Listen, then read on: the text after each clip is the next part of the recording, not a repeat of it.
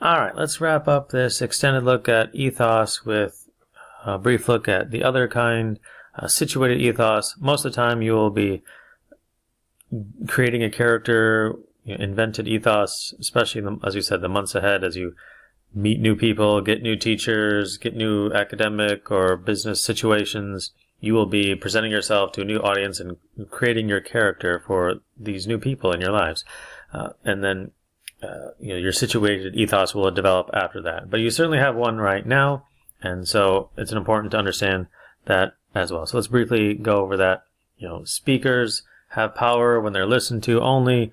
Writers, no matter how good the author is, they only have power and authority when they're being read and understood and believed, right? So your ethos, your character can improve or decline based on your reputation, your position in the community, right, or on the topic. The more you become an expert in something, the better you get at a certain skill or job or task, the better your reputation gets. And you certainly know this on sports teams. The more you practice, the more work you put in, off the court or, or off the game time, and the more you put in at the gym or your eating habits and things like that, your mental attitude towards the game and situations like that, the more hard work you put in, the better your position, the better your reputation.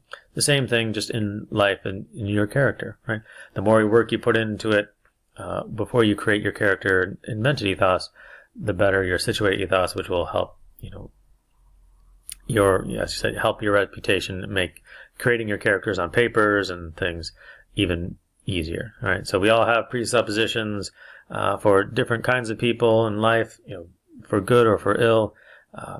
That certainly can be taken to a negative extreme in certain situations, but it's a fact of life that people, if you're from a certain town and if you're from a certain place, especially as you go to college and people find out, oh, you're a Christian, well, therefore you can't be very smart or whatever, things like that. People presuppose things about you, and your reputation and character will be part of who you are, whether it's true or not, whether you like it or not. And that's, unfortunate thing, but we have to be aware that that's part of the world we live in today. All right. And there's certainly three dimensions, as Wayne Brockreed, as sort of an analyzer of character and ethics and things like that, says he's written a few books, and so he must be smart. Says that there are three kinds of dimensions to your ethos: your interpersonal, relationship, attitudinal, and the situated, as we just mentioned. Okay, so the how do you affect your interpersonal relationship? That's among participants in the situation. How the people like each other, you and the audience. How are you speaking to hostile people or people that already believe you, things like that. The situation of power involved. Are you coming from a situation of authority? What is that? What is the kind of rhetorical distance, which we've already talked about? It's an important thing. When, dealing with liking, whether you and your audience like each other or like the topic, it's important to understand, especially as much as possible when you're going into a new situation or speaking to somebody or writing a paper for somebody, what are the feelings of like and, or possibly dislike among the participants in this situation? How intense are those feelings? Again, it's all part of knowing your audience. Are those feelings susceptible to change? Are you going to go speak to, campus Democrats if you are on the campus Republicans group and they know that? They're probably going to already presuppose that you're not going to be saying things that are true or helpful. So you have to figure out, all right, what is their attitude toward me and my position, and how, if possible, can I change that, and how do I create that character? If my reputation is already a little bit, tricky for this audience, how do I, create that character with an invented ethos to really show them I do know what I'm talking about, I can be trusted, things like that. Okay, attitude of power. Certainly, if you go major in psychology, this is certainly an issue that will come up quite a bit. The capability, as you say, the capability to exert interpersonal influence. There's my one mistake for the semester. Focus of, or a byproduct of, the rhetorical act. How do you sway people, right? And this is part of rhetoric, the art of finding the means of persuasion.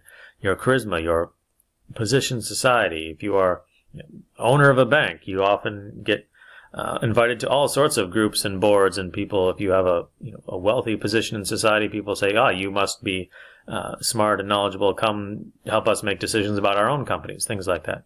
Do you control channels of communication? Do you have your own website? Do you have your own YouTube channel? Do you have a way to get ideas out to people? Do you are you published in a regular newspaper or magazine? Things like that. Do you influence the sources of information or ideology? That is certainly an issue of power today, and certainly in a lot of the contemporary political scene, and people who are who have power over information, ideology. In this world of news and fake news and all sorts of things under attack today. That is an issue of power that is very much alive and important today. Do you have access to other powerful people? Once you become a powerful, wealthy, influential person, you become friends with all sorts of people that also have power, and like sticks to like, things like that. So few relators have absolute power over situations. Certainly even in this country with still a little bit of free speech and things like that. In your access to power can help your communication. Lack of power between rators and audiences can help hinder communication. And ideally, you want to be involved in a situation as your character is someone who helps communication and not hinders communication. Right?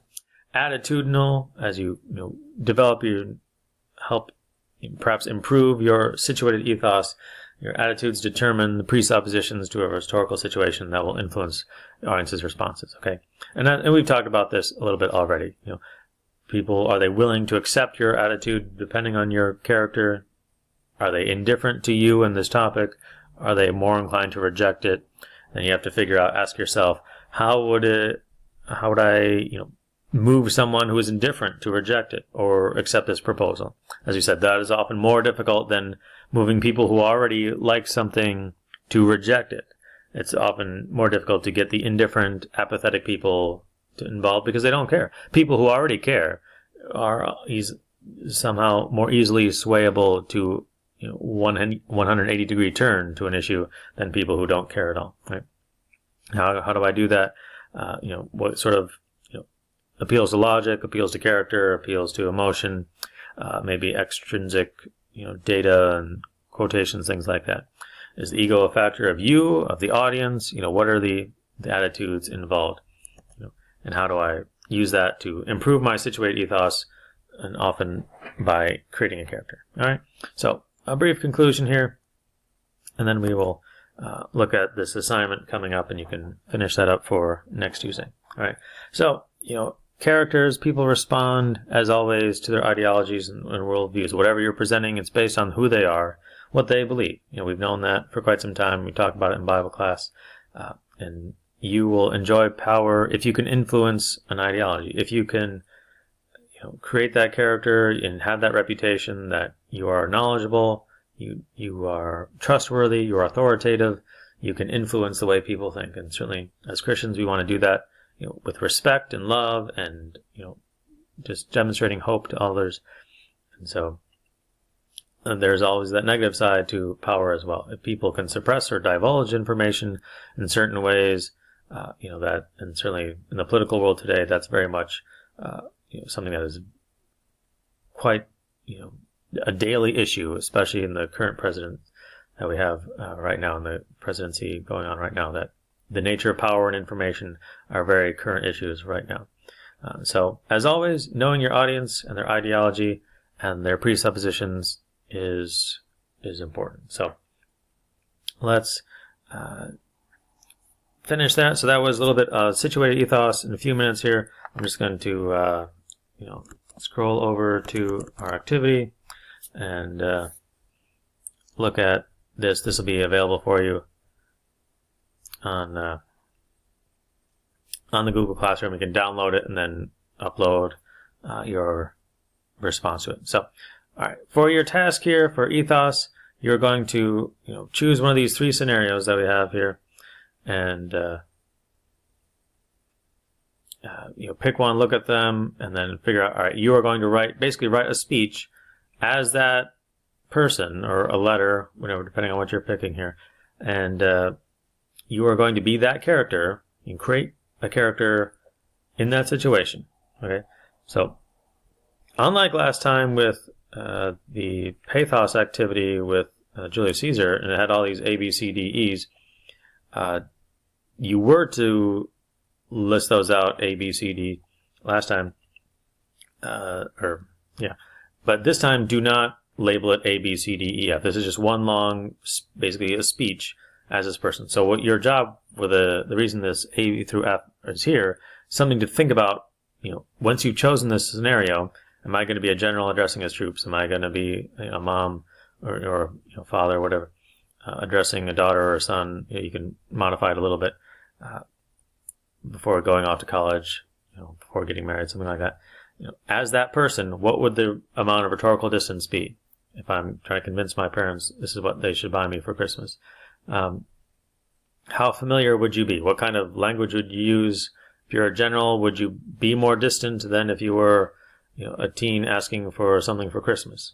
You would probably, those different situations, maybe you would require more distance, more authority, or more familiarity. You figure that out. What kind of grammatical person should I use? First person, second person, third person? What would be most effective in this speech, etc.? What kind of verbs should I use? Would past tense be effective? Maybe if you're a troop, general addressing troops, some past tense of past battles may be something you would refer to.